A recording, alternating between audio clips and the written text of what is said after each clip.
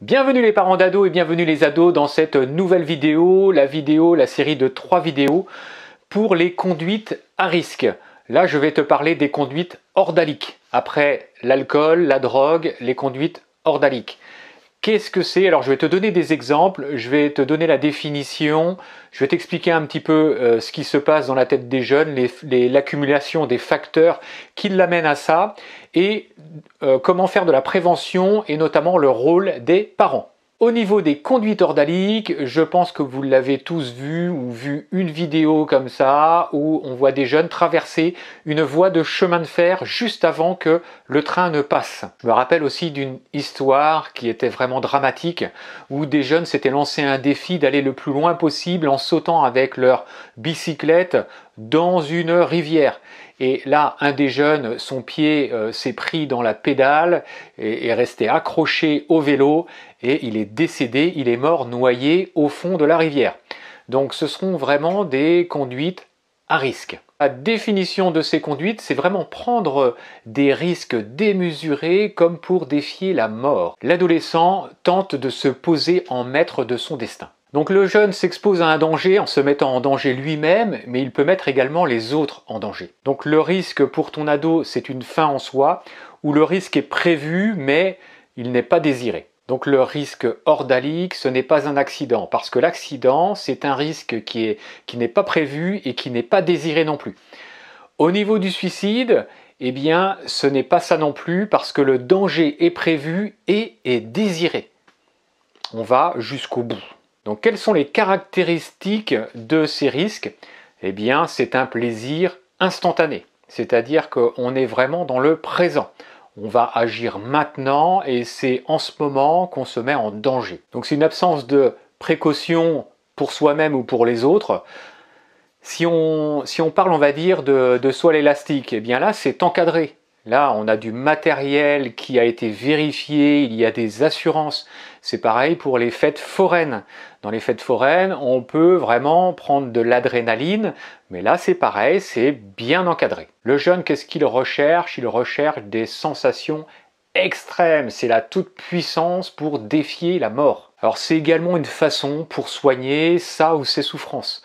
Ton jeune peut être en souffrance, et pour, on va dire, se libérer de toute cette souffrance, eh bien, il va se mettre en danger, un danger extrême pour se libérer de tout ça parce qu'il en a marre. Et ça peut être également, et ça concerne les défis, c'est souvent en groupe, eh bien, ce sont des jeunes qui font des défis, comme je parlais tout à l'heure, du saut à vélo dans une rivière, eh bien là, c'est un groupe de jeunes qui, on va dire, pensent s'amuser, mais vont de plus en plus loin. Ça peut être également, je ne sais pas si... alors il y a eu une mode, c'était les Yamakasi, où les jeunes allaient sur des parapets, allaient sur des immeubles et sautaient d'immeuble en immeuble dans le vide. Donc là c'est pareil, il n'y a aucune précaution, il n'y a pas de filet, le jeune tombe, et bien c'est la mort. Alors qu'est-ce que ça cache? Ça cache, on va dire, une défaillance narcissique importante et un manque d'estime de soi. Ça cache également un sentiment d'inutilité. Ton jeune se sent vraiment, ne se sent rien, se sent inutile et pour se prouver des choses, eh bien, il va prendre des risques. C'est également un besoin de tester ses limites physiques et psychologiques. On va très loin, on va de plus en plus loin, on apporte beaucoup d'adrénaline et ça fait du bien. Alors pourquoi les jeunes également vont de plus en plus loin comme ça? Eh bien, quand on regarde à la télévision ou dans les jeux vidéo, on voit énormément de spectaculaire.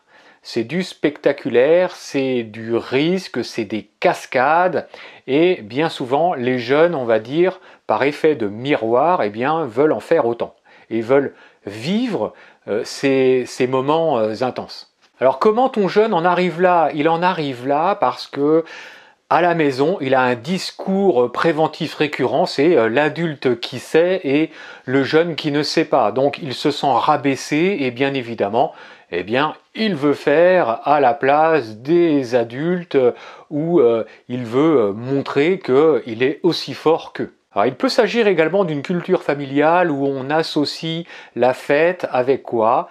Eh bien, avec du risque avec l'alcool, avec la drogue, qui peut amener, on va dire, à des accidents. Si tu consommes trop d'alcool et que tu conduis derrière, tu peux provoquer bien souvent des accidents. Alors ça peut être dû également à une protection parentale qui est excessive. Ça bloque, on va dire, la créativité de ton ado. Ou ça peut être également les parents qui sont absents. Ça peut être dû également à ton anxiété de parent. Ça peut être dû aussi à toi, parent, qui est intrusif, qui est directif, et le jeune, eh bien, veut voir, faire par lui-même, découvrir, mais pas découvrir de petites choses, hein. Là, il veut découvrir des choses qui sont explosives.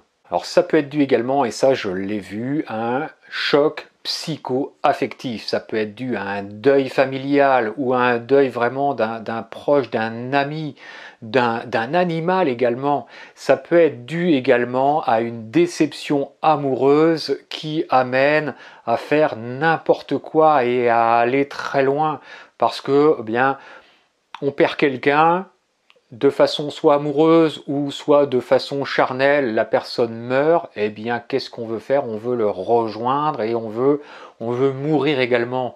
On se dit bien souvent, mais pourquoi il est parti lui? Et pourquoi ce n'est pas moi qui suis parti? Donc la personne se met dans sa peau. Et le jeune qui est fragile, eh bien, va se mettre dans la peau de celui qui est parti et peut commettre l'irréparable. Toi, en tant que parent, tu dois te poser des questions. Tu dois te poser des questions pour savoir si les risques que prend ton ado, est-ce que ce sont des risques réguliers? Est-ce que ce sont des risques qui sont fréquents? Est-ce que ça dure depuis plusieurs jours, plusieurs mois, plusieurs années? Et est-ce que ce n'est pas accompagné de troubles? Est-ce que ton ado n'est pas dans l'isolement? Est-ce que ton ado, au niveau de ses résultats scolaires, ne sont pas en train de chuter? Est-ce que ton ado n'est pas triste? Donc il faut bien voir tout ça au niveau de ton ado, le surveiller. Les risques sont en fonction des ados, notamment au niveau collège, lycée ou marginaux. Alors au niveau du collège, ce sont des risques, on va dire, minime, mais ça commence toujours comme ça. Ce sont des excès de sucreries, ils vont commencer à boire, à se droguer peut-être.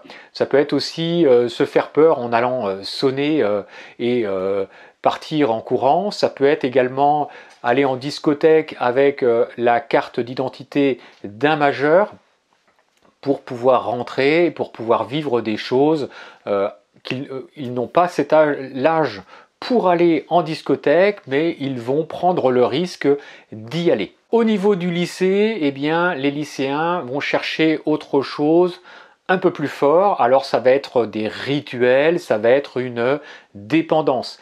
Ils vont vouloir, on va dire, se sentir vraiment autonomes et vivre des choses que ne vivraient pas notamment ses parents. Donc c'est une relation avec les parents où on est au bord de la rupture, c'est une consommation isolée, là je parle on va dire de produits, une consommation isolée de personnes qui on va dire se regroupent. Et sinon la troisième catégorie ce sont les ados marginaux. Alors là on a des parents qui sont complètement dépassés, qui ont baissé les bras, ou des parents qui sont complètement absents. Ça peut être les conduites vraiment à risque, une toxicomanie sévère, et là il va falloir sortir l'artillerie lourde, à savoir médecin, psy, éducateur. Toi en tant que parent, qu'est-ce que tu dois faire par rapport à ton ado? Eh bien il va falloir le guider, il va falloir lui donner des règles, il va falloir lui rappeler les règles de sécurité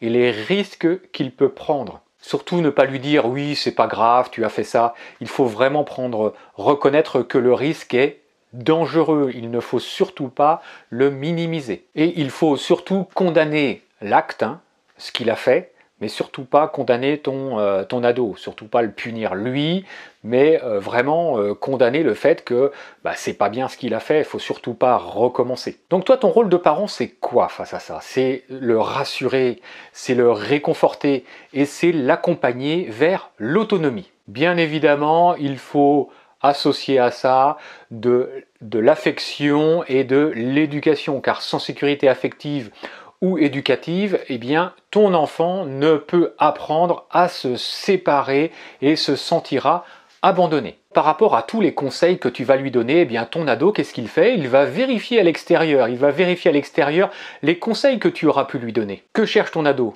Il cherche les limites. Il cherche les limites de ses parents. Il cherche les limites de la loi. Et il cherche les limites rassurantes et protectrices. Il cherche les limites, on va dire, de son corps, de sa tête, de tout ce qui l'entoure. Si ton ado encourt des risques, eh bien, il faut savoir l'entendre. Il faut savoir l'entendre, entendre son appel pour le sécuriser, pour lui confirmer ta présence et ton soutien. La règle générale, c'est que si ton ado est livré à lui-même pour décider de ses actes, eh bien, il sera en proie à l'angoisse d'abandon. Il se sentira seul. Et quand on est seul, eh bien, il va y avoir un vide. Et la nature a horreur du vide. Donc, qu'est-ce qu'il va faire? Il va essayer de combler ce vide. Et ce vide, il va le combler avec des choses qui sont vraiment risquées. Des choses à risque. Et c'est là que les problèmes vont commencer. Comme il est seul, il va essayer de contrôler lui-même ce qu'il se passe autour de lui, parce qu'il n'aura pas de conseils, il n'aura pas d'aide. Et il va s'en sentir rassuré avec les choses qu'il aura avec lui. Il se sentira rassuré avec des objets comme la cigarette, comme le stupéfiant. Il va se sentir rassuré si, on va dire, il prend des risques au niveau de la vitesse, au niveau du vide. Donc c'est pour ça que si tu as un jeune, tu vois qu'il aime le risque, tu vois qu'il aime le... Je vois, moi j'ai été animateur motocross et mes enfants, je les ai amenés avec moi faire du motocross. Eh bien, une fois qu'ils sont sur la moto, on les emmène dans des endroits qui font vraiment peur. Eh bien, je peux vous dire que lorsqu'ils sont tout seuls sur la moto, ils limitent leur risque parce que quand on tombe, on se fait vraiment très très mal. Donc, eh bien, on les accompagne. C'est vraiment sécurisé. À partir du moment où on les accompagne, eh bien, tout se passe très bien. Vous avez votre ado qui aime le vide. Eh bien, vous allez lui proposer de faire du saut à l'élastique. Et comme ça, au moins, il va découvrir, il va avoir une bonne peur, mais en tout cas, c'est encadré. Et c'est avec du matériel qui est sécurisé, il y a une assurance derrière. Concernant également la vitesse, eh bien, c'est pareil. Vous avez un ado qui aime rouler vite en voiture. Eh bien, vous lui offrez un stage de conduite sur circuit. Et lui dire que eh bien, la vitesse se fait sur circuit parce que là, il ne risque pas de renverser quelqu'un et que cette personne qui sera renversée pourrait être paralysée à vie. Alors que là, sur circuit, tout est fait pour avoir de l'adrénaline, pousser le moteur et en avant quoi. Et vous verrez en plus, ça apporte de la complicité avec votre ado parce que vous allez l'emmener avec vous, vous allez, on va dire, l'aider à faire ce qu'il a envie et tout ça sous contrôle et c'est vraiment très très bien et tout le monde sera content. J'espère que tu auras trouvé toutes les réponses à tes questions concernant les facteurs de risque. Je te dis à bientôt. Si tu as aimé cette vidéo, tu me mets un pouce. Si tu veux voir les prochaines vidéos, eh bien tu t'abonnes à cette chaîne. Je te dis à bientôt et prends soin de toi et prends soin de ton ou tes ados. Je te dis à bientôt. Ciao, ciao!